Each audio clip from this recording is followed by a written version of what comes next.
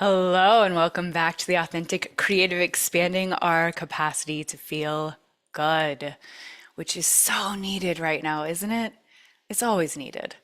So today, she's about to pop on in like 2 minutes, Alexandra Cole. Alexandra Cole is a beautiful, clean, clear, energetic, vibratory, just solid woman that I really, really love. And I've worked with her. She does human design readings. I've seen her a couple of times at retreats. And I find her really amazing and fascinating. So, Alexandra is a former corporate consultant turned human design coach. And after a decade of helping Fortune 500s identify and articulate their why, she pivoted to help individuals, families, and couples do the same. She uses human design as a tool to help her clients pursue their purpose with more clarity and confidence. If you don't know what human design is, we'll talk about it. So, it's a tool basically to get more embodied and to be able to understand your energy and how your energy works best and how to make decisions. So, Alexandra is passionate about translating insights from her clients' human design charts into actionable strategies for optimizing their relationships, well being, careers, finances, and family life. This is my favorite part. One of my favorite parts about Alexandra is that she was born in London, same as my husband, raised in Amsterdam. How cool is that? Educated at Princeton University and now lives in Santa Barbara, California with her husband and two kids. Becoming a mother inspired her to create Thriving by Design, a collection of tools, cheat sheets, and online courses designed to give parents insight into their child's unique sensitivities, preferences, and gifts, as well as tactical tips for how to support them. Alexandra is happiest when moving her body, eating good food, exploring new places, and in deep conversation with new or old friends. So she should be popping on any moment. One of the beautiful things about the human design reading that I received from Alexandra was it really helped me to get a new perspective on how to view the way that I operate in the world. And when you look at your chart, your human design chart, right, you get to start to see where your energy is like filled in and where it's open and where it's undefined and there's channels and gates and arrows and all sorts of interesting language that Alexandra can explain to you when when you have a session with her. So here she is. So I just read your bio before you popped on so you wouldn't have to sit and listen. So here you are, beautiful. Thank you so, so, so, so much for being here. I know that you are in the beginnings of your second phase of motherhood, round two of motherhood, and what a task that is. So it means a lot to me that you're taking the time to be with me during this moment because Oh, it's a task. thank you so much for having me. It is. It's a whole new set of challenges. It's easier in some ways, more difficult in other ways, but I'm just trying to be present with the moment right now, Yeah. and make the most of it. Yeah.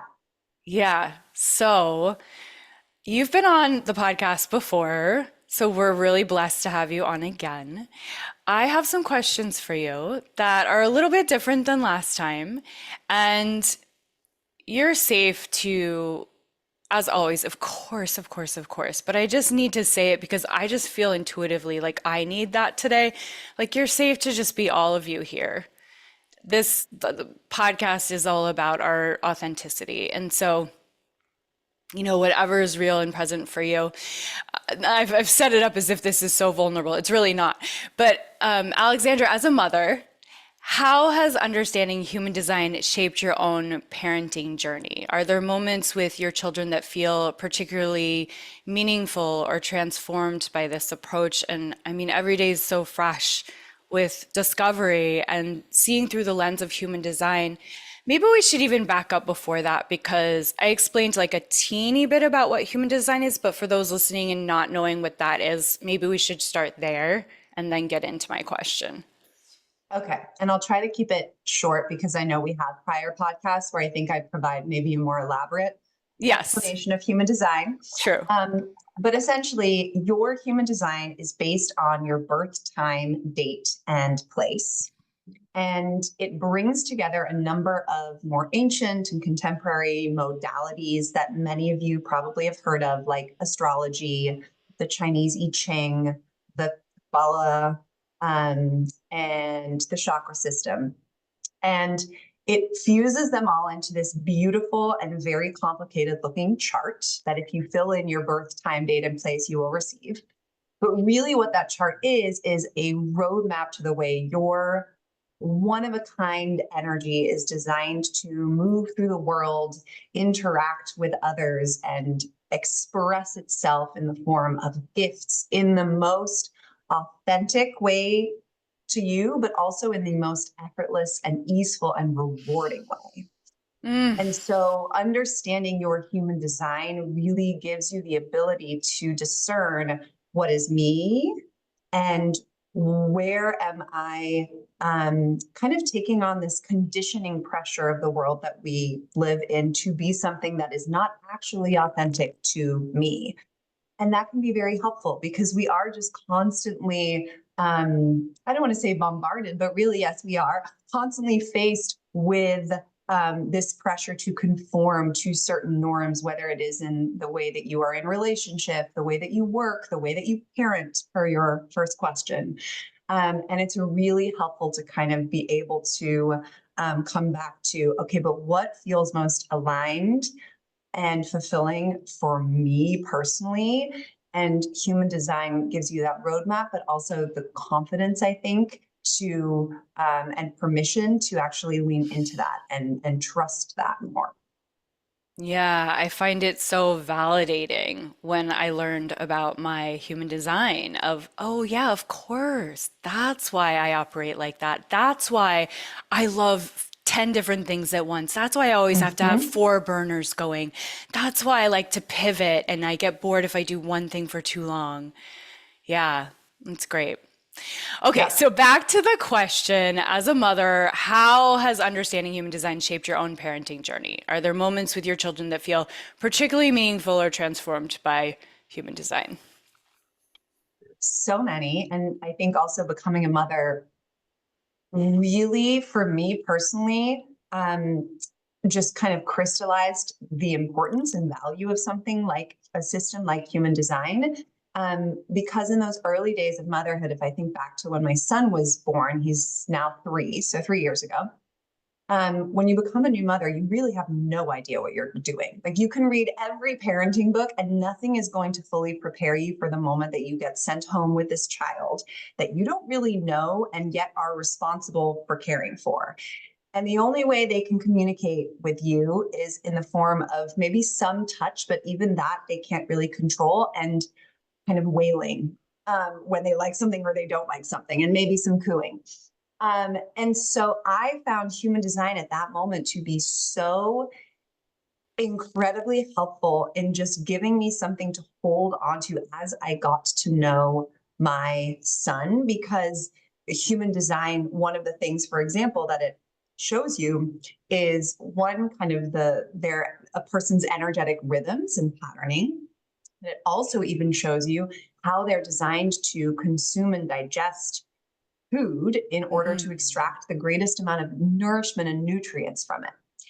And the thing about kids is like, and especially these very young babies, is they haven't been exposed to much, if any, conditioning yet. They don't pick up on those pressures yet to be something that they're not. And so they are so fully in alignment with that kind of authentic self and using their energy in the way that they are designed to, that in many ways they are living, breathing replicas of their human design chart. And so it's really helpful as a parent to have that chart because it allows you to look at them through this lens and understand them in a way that I don't think you otherwise ever could. You can trust your intuition, and I think that gets you a long way there.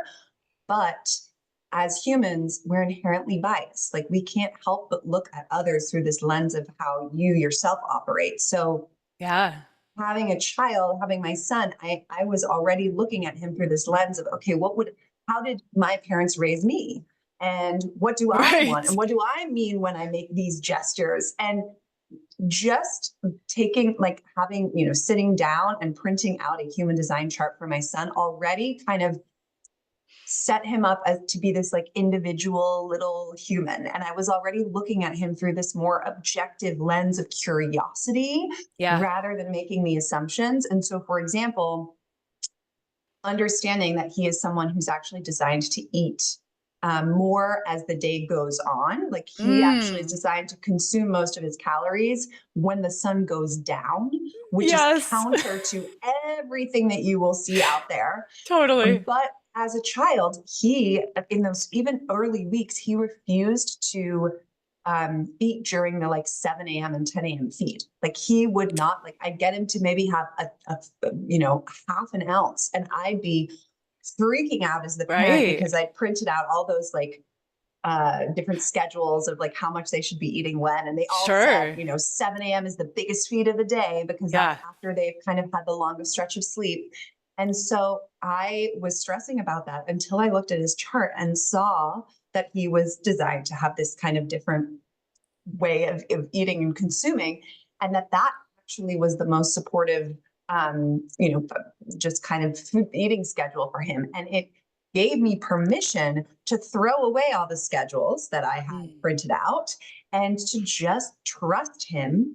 And sure enough, he made up for what he missed earlier on in the day, later on in the day.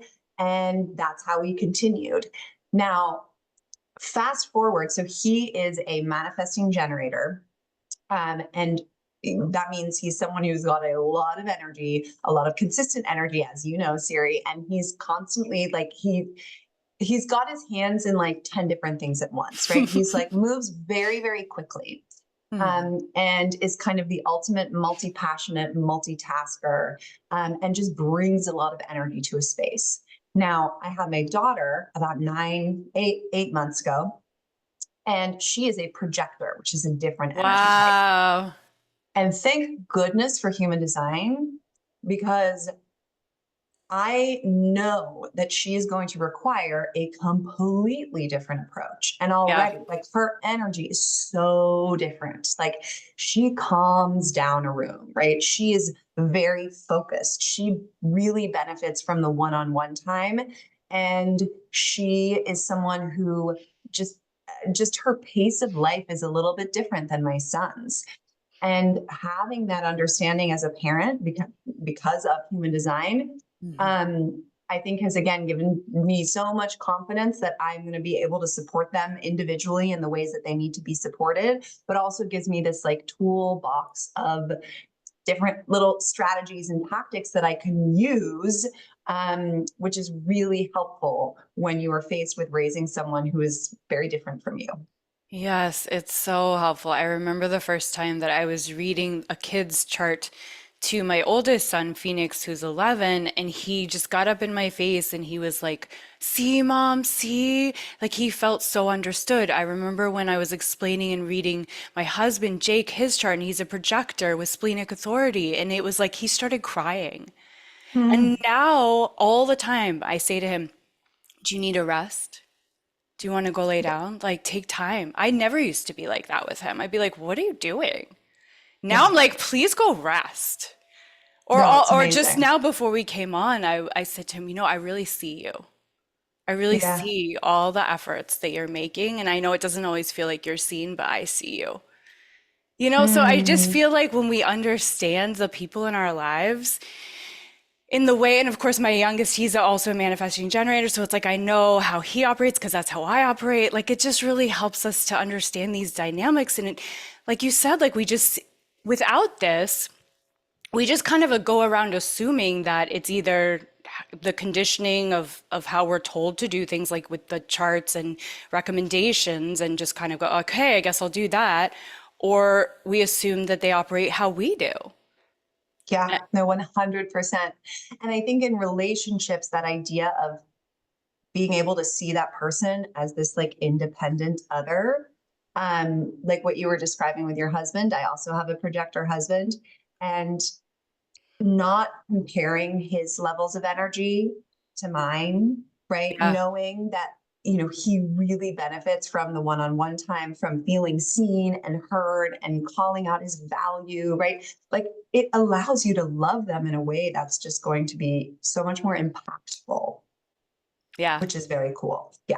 Yeah. Because he's always like, why am I tired? I'm like, because let me tell you, here's all the reasons.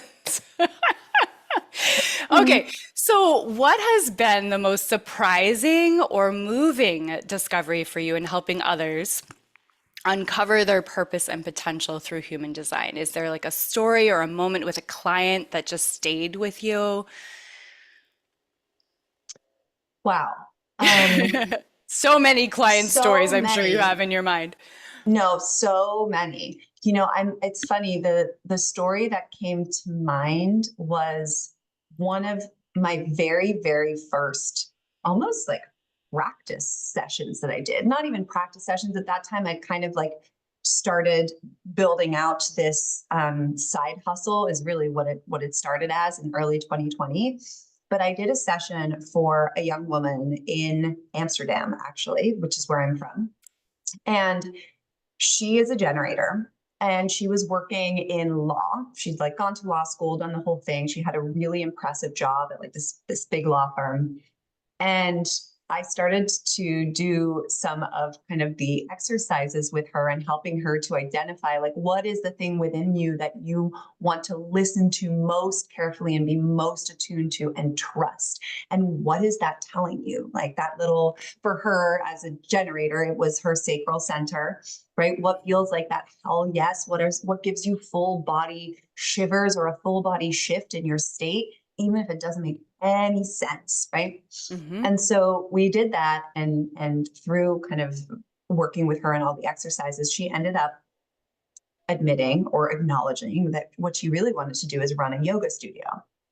And I was like, okay. And we talked a little bit about what that might look like and the steps she might be able to take. And now, I mean, she already did this like within a year, she actually opened a yoga studio, and it is one of the most successful yoga studios in the whole of the Netherlands. Oh my gosh. And watching her just embody that generator energy and what she was able to build.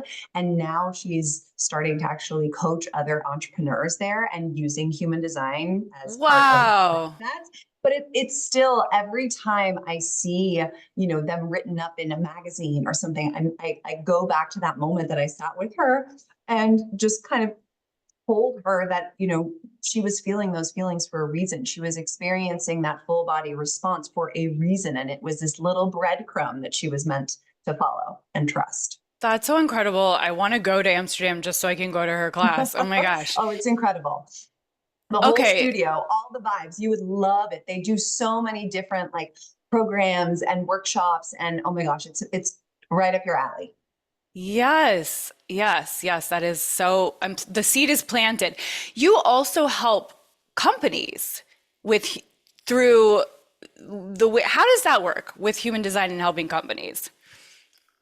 Um, well, companies are made up of humans, right? And I feel like, interestingly, a lot of the toughest challenges within organizations often come down to the people dynamics, right? And Hmm. those are the things that can really make or break the success or the ability of a company to actually reach its full potential, if you will. And this is like dynamics between people, but also are people in the right places, right? Are they Mm. actually in the position that's going to allow them to really flourish?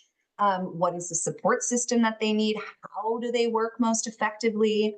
And so when I work with organizations or companies, it's usually being brought in by someone who's already experienced the value of human design for them personally, and then wants to share that with a team, like whether it's a management team or if it's a smaller company, you can do it as a company-wide exercise.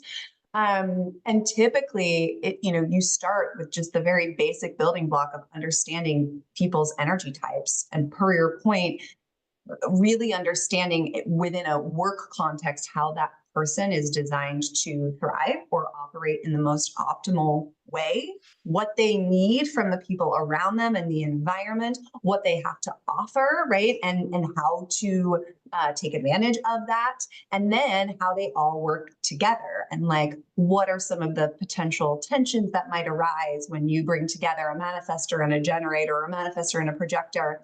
And obviously, you can get really specific, like we did in our session with you and Amber, where we actually looked at the connection chart and like how you Mm. guys worked as a partnership. So you can get really detail oriented, but just at the most kind of basic level, understanding the different energy types that are present and the gifts that they are just naturally here to share, and making sure that they are set up to do so, is already going to completely transform the way your business operates.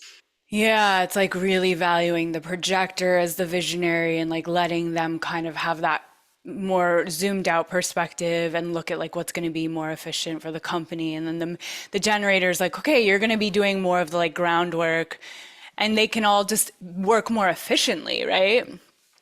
Yes, Yeah. and they can celebrate each other for who they are, right? So Yeah. you can finally understand, oh, that's why that projector basically like turns off after 3 or 4 hours of intense focus. Like that's why, right? I often walk by their office and they're lying with their feet up, right? Or that's why this manifesting generator makes me feel like so much pressure to be productive and I don't know what to do, right? Like it's so helpful to just understand and not take those things personally or look at it through those assumptions of your own personal experience and bias. Yes. I can see how that would be so helpful. Yeah. Oh, When I have a bigger team, I'm gonna have to come back to you. oh my gosh, yes. No, it's really fun. And I think especially in like the like smaller 5 to 10 person companies or management teams, right? It's so important that everyone is able to be very efficient and like not waste time and Mm. energy. And so understanding the optimal way to use individuals' energy is beyond helpful in that sense. Yeah. Yeah. So, okay, Alexandra, when you first began working with human design, was there a revelation? I imagine there was, because that's why you do this, in your own chart that shifted you to see yourself or navigate your life in a whole different way? Like, how is that insight that you first had when you first started discovering this carried over into now? Oh, a few things come to mind. I think first of all, the reason why I was so drawn to human design is because I had at the time just gone through kind of a major transition where I left my big corporate job to start my own thing. And it was so shocking and surprising to everyone who knew me because I was always the person who followed a very predictable path. I was very performance driven, and I'd suddenly like jumped off a cliff, and I never felt more certain that it was exactly what I needed to do and exactly where I needed to be. But I could not explain it to people. Like I literally could not verbally, like there was no rhyme or reason to it. It wasn't logical. And I sat with that for a while. And when I discovered human design, it was the first time because it told me, no, you are an emotional generator, meaning Mm. you are someone who is meant to be led by emotion and feeling and this physical response to life that you cannot explain in a mental way. Mm. And when you feel that full body, hell yes, certainty, it's actually you're meant to trust that and follow it without needing to explain it. And so that was one Which thing is that was like so a revelation. counter to everything we've learned. Oh So my unlike, gosh. I Yeah. mean, and especially like, I went to an Ivy League school and then Yeah. I worked in management consulting and very analytical. And so it went counter to everything that I had ever known. And so that was a big one. And then since then, in building my human design business too, understanding what my specific, we call it an incarnation cross. So everyone has a cross, and that cross basically describes your reason for being incarnated. It's like your purpose or your karma. And my incarnation cross is the cross of revolution. And the specific flavor that it has really means that I am here to um, create almost like formulas that make these more elusive concepts more practical for people, more digestible for people in order to challenge the status quo, right? In order to kind of inspire a revolution in the way that people are operating or thinking or whatever it might be.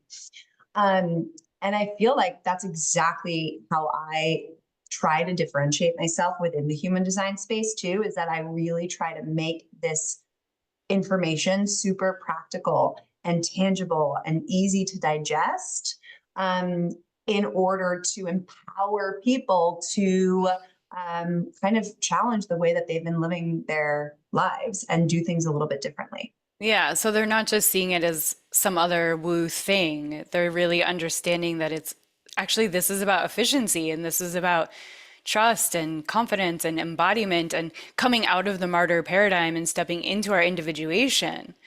Yes. Yeah. And also then giving them like a practical way to actually live their design, right? I have a Mm. membership called Live Your Design because that to me was the gap, right? There, everyone was sharing the theory, but really it's about, as you know, embodiment. And so giving people really practical ways to actually embody their design was, or is something that I'm very passionate about.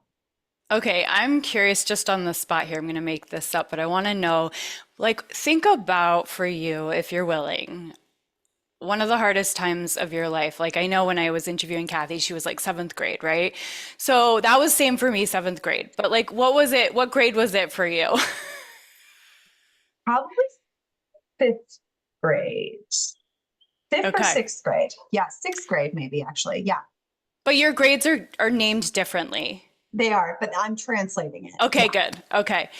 So that version of you, what would she have gained from having this human design understanding that you have now? Like, how could you go back and save her, help her, guide her? Mm, wow.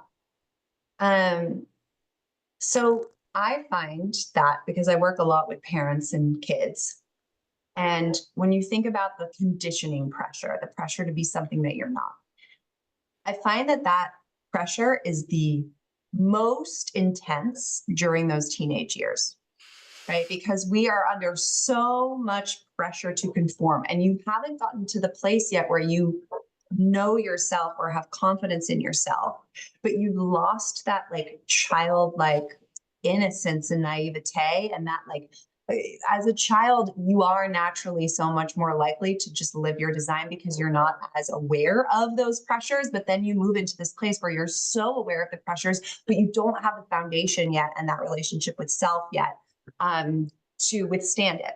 Hmm. So I love sharing human design with teens because, and kind of getting back to your question, I think if I had had that information, it just would allow me to let go of that pressure a little bit more, to see it, to feel it, but then to come back to, okay, but what is true for me based on like who I am, based on how I operate.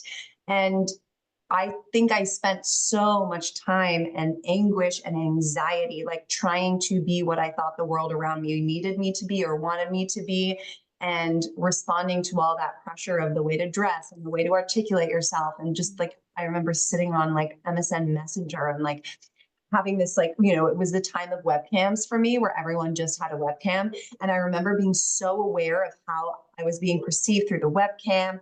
And like, I think if I had had human design, I would have just been so much more confident in who I was and felt less pressure to look outside of myself to define that. If Yeah, that makes because sense. you have this sort of way of understanding yourself without at that age you don't have anything to kind of No, go on other than like maybe you're good at sports, but you were a theater kid, right? I was a theater kid. And so I think that's the other piece here is that, you know, now I've come to embrace my emotionality, but at the time I felt like that was a weakness. And so Yeah. I was in the process of kind of shutting that down. So that's I feel like during those years, a lot of the parts of me that made me me I felt pressure to kind of compromise on or shut down. And human design may have helped avoid it to the extent that it happened. I know. It's like my youngest, he promised himself never to cry at school at a very young age. And Hmm. it's so sad because it's like of course he doesn't want to, you know? But Yeah. he's so sweet and sensitive and now it's like he's got to build this tough exterior and it's Yeah. so unfortunate. Yeah. Yeah. So for someone who might feel disconnected from their purpose or Mhm. unsure of their path, like they're at a crossroads, what would you say is like the first step, and how do you approach helping people reconnect with that deeper sense of meaning? And So the first step, so I'm actually working on a bit of a purpose challenge for early next year because I feel like this comes up so much, and human design is such an amazing tool for helping guide someone towards that purpose. I would say the first step is really learning to recognize, listen to, and follow or trust your strategy. So there's these 5 different energy types that we already alluded to, but each energy type has a strategy, a way that they are designed to move through the world. And they have signs that they are on the right track and signs that they are on the wrong track. And I would say that the first step to really kind of living out your purpose is starting to recognize those little breadcrumbs. Like, what are the breadcrumbs that I need to pay attention to in order to kind of start to realize, okay, what should I be spending my time and energy on? And the more that you are spending your time and energy on the things that you are meant to, the more magnetic you are going to become, and you will naturally start to attract the people, the opportunities, and all of the things that are going to lead you to be living one day on purpose. You'll like look back, you'll be like, oh my gosh, I'm doing the thing that I'm meant to, right? But in the moment, you don't really know how and what is going to happen. And so the only thing that you can really do right now is make sure you're spending your time and energy on the things that are aligned for you. That's like your main job. So if you're a generator, that means starting to pay really close attention. And this also goes for manifesting generators, really close attention to those physical responses that you feel to life around you. And what does your body respond to with this excitement driven, like curiosity and like, hell yes, even if it doesn't make any sense? So if you're scrolling through Instagram, what are the posts that you pause at? If you are in a grocery store, like what are the items that you're like, oh my gosh, this looks really good right now. I want to eat that. I want to put that in my mm, body. If you're at a party, what are the people you're just naturally drawn to, right? Pay attention to those things and start to trust that and follow it if you're a generator or manifesting generator. If you are a projector, start to become a little bit more discerning and passive about who you are spending your time and energy on, and pay attention to where you feel recognized mhm, and valued. mhm, Those are the environments you want to be in. So the projector strategy is to wait for the invitation. Really, all this means is that you have to be extra intentional with who you are spending your time and energy on or what projects, because not everyone is going to be ready to actually do something with your brilliant perspective that you are here to bring. And so you want to make sure that the person or the project is actually ready to take what you're sharing and do something with it. And that's why it's important for you to wait to be recognized first and invited in. So pay attention to where are you getting these invitations from? Who's recognizing you? Who's celebrating you? Who's asking for your input or your advice? mhm. That is really important. And those are the little breadcrumbs for you to follow. Right, because their If you're, energy is penetrative.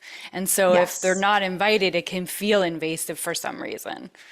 yes, exactly. It can feel, and I mean, that's even stronger for a manifester, right? This like intimidation. But I think for projectors, because projectors are so good at honing in on the one thing that needs fixing, right? The Mm, one missing link, the one gap.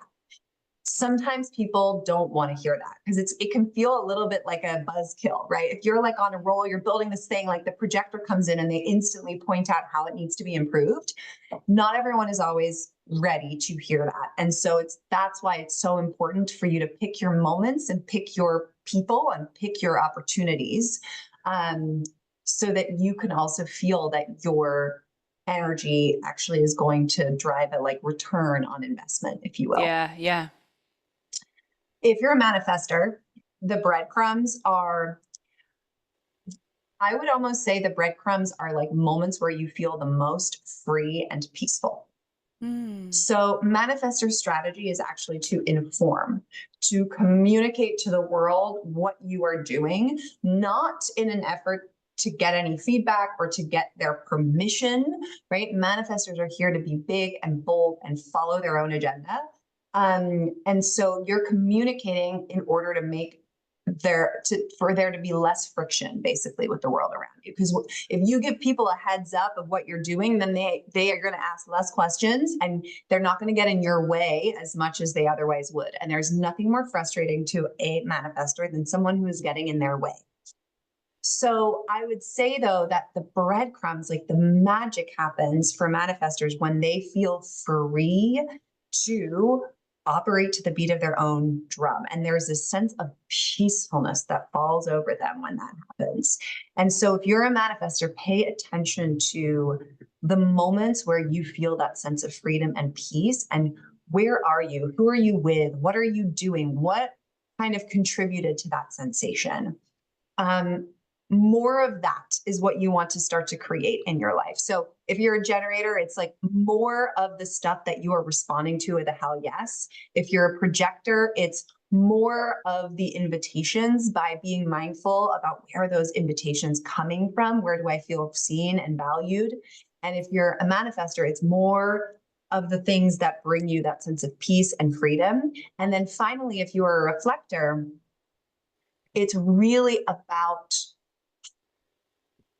being so present in this moment that you are literally, you're like absorbed in this one moment. And reflectors are the people who are here to reflect like the truth of a moment and kind of see through all the BS out there. And for you, the breadcrumb is really like surprise, like the moments where you are so delighted by how something turned out or where you happen to be. And it's letting go of expectations so that you can allow yourself to be delighted by life. Because if you move through life with all these like expectations of, you know, what's going to happen, where you're going to be, who you're going to be, or who you are, you lose the ability to just be present with the moment and respond to it in the way that it needs to be responded to. And that's like part of your magic. So pay attention to when you feel that sense of delight and surprise from life. And again, what allowed you to experience that? That's what you want to add more of into your life. And I'd say if you're doing that, your purpose will find you. Like, this is not about like being intentional about pursuing it. And through the lens of human design, your purpose really finds you. Which is such a beautiful way to view and such an easeful way to view life is this new perspective of like, oh, I can't miss it. It's just going to Mm, come for me when I'm in my alignment, when I'm in my energetic yes. blueprint. And it's like, oh, Yes. okay, great. I don't have to try so hard. I know. It's freeing. It's so freeing. You're right. Thank you, Alexandra. I so appreciate this. Okay, so what is your favorite, most exciting thing that you're offering right now that you want us to get involved with? Ooh. Okay, so I would say, first of all, I've been dabbling in Substack, which I've been loving. Okay. So go, if you're on Substack, go there. But I think the offering that I am most, that I spend most of my time on, that I'm also being most fulfilled by, is this Live Your Design membership. Okay. Um, and basically, it is a place for people who are kind of human design enthusiasts. You don't have to be, it's really any knowledge level is welcome. Hmm. But the idea is that every week you receive a little teaching and an experiment to run. And Ooh. we focus on different themes throughout the year. But you get a little mini kind of masterclass video from me, and then a guided experiment for you to start to actually live that part of your design in your everyday. And then we have a Mhm. whole community aspect where we're all kind of like supporting each other and sharing insights and that type of thing, which is also super fun. So that Live Your Design community, you can find it on my website. Is probably the place I'd want to send you. And then this purpose challenge that I'm working on for the beginning of next year, Mhm. um, I'm very excited about too, but I don't have, it's still kind of developing in my mind at this So moment. stay tuned. Stay tuned. Stay tuned. Be in your newsletter. Do you have like for them to sign up for Yes. that? Okay. Yep. If you go to my website, thrivingbydesign.com, you will be able to sign up for the newsletter right there. Okay. And they can follow you on Instagram and just stay in your Yes. world and they'll know about it. Yep. Okay. Any last things that are just anything that's on your heart, like your favorite moment from the past month or something that you're really excited about next month or your favorite croissant? Oh my gosh. Siri knows I love croissants. They're I so send you good. pictures of like croissants with ice cream in them and Oh my gosh. I know. I mean, it's so funny. Something that I just noticed yesterday was like how much we sometimes overcomplicate um, shifting our vibration or energy or coming back into alignment. Like it really can be as simple as a really good croissant. Like that's the message here, is that sometimes that is all you need to yeah. kind of shift back into alignment. And so I think as we move towards the holidays, where most of us are exposed to lots of different energies and family dynamics and patterns, and it can be very easy to lose yourself in that process, Mm. just make sure that you are doing one thing a day that aligns with, you know, what is going to make you feel, if you're a generator, manifesting generator, the most joy, right? The smallest thing possible. If you are a projector, it's going to be something that makes you feel the most kind of recognized, valued, or well rested.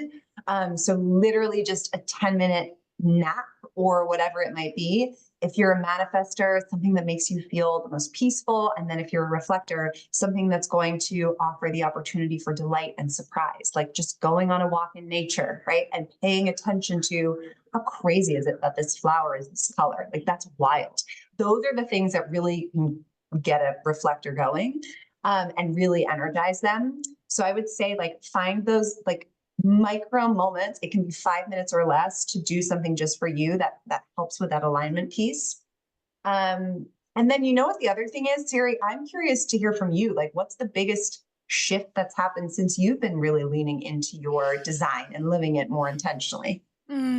Yeah, thank you. I find that I'm just trusting my body so much more, trusting where I feel lit up, where I feel excited, where do I want to go? Like, I just want to be podcasting 24/7.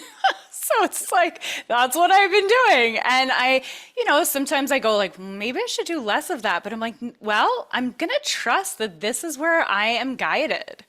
So it's just really leaning into the things that light me up and Mm, trusting my feelings and like knowing that I have this emotional wave and I don't have to like attach so much meaning to it. I can just kind of go, oh, like, okay, that's interesting.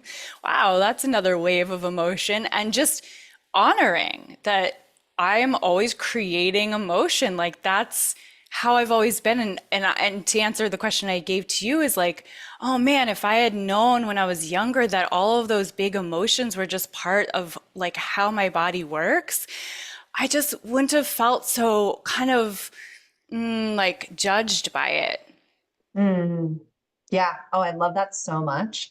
And just seeing you do the podcast, and I love that you're just saying, listen, I just want to be doing this right now. I have no idea where it will lead. I have that right now with writing. I'm like writing on Substack. I'm like, I don't even, there's no strategy to it. I'm just doing it because it feels so good to me and cup filling to me. And I wish more people had the ability and the confidence and the trust to do that too. So thank you for leading by example and just going with it. Oh my gosh, thank you so much. I was just realizing that if people get to the end of this episode and they're like, well, I don't know what my design is, where should they go? You could look at, if you go to my website, thrivingbydesign.com, there'll be like a pop-up on the first page, but you'll also see in resources, you can click on that and you'll be able to fill in all your details and get a beautiful chart. But there's so many other free resources. You could just go on Google and Google human design chart and you'll get a place. But I know that sometimes there's slight differences in the charts based on where you get them. So if you want to make sure that you have the right one, go to thrivingbydesign.com. Okay, and some of them I noticed tell you what your best environment is, and some of them don't. So, Yes, I know. And that's why the one on my website is comprehensive in that it does include that. okay, good. But those are some more advanced aspects. And so I think some, of the places where you might get your chart just decide to limit it to a certain number of variables that they feel like people can digest. Yeah, it's a So lot. yeah, Yeah, great. Well, fascinating, wonderful. I so appreciate you. You're amazing, and I loved working with you. I can't wait to, I really want to do like a couples reading.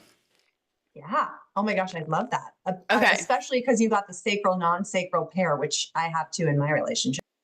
Yeah. Yeah, yeah, yeah. All right, guys. Well, feel free to ask Alexandra questions. You can obviously ask me questions. Keep expanding your capacity to feel good, one breath at a time. Loving you, and thank you for listening. We'll see you guys next time.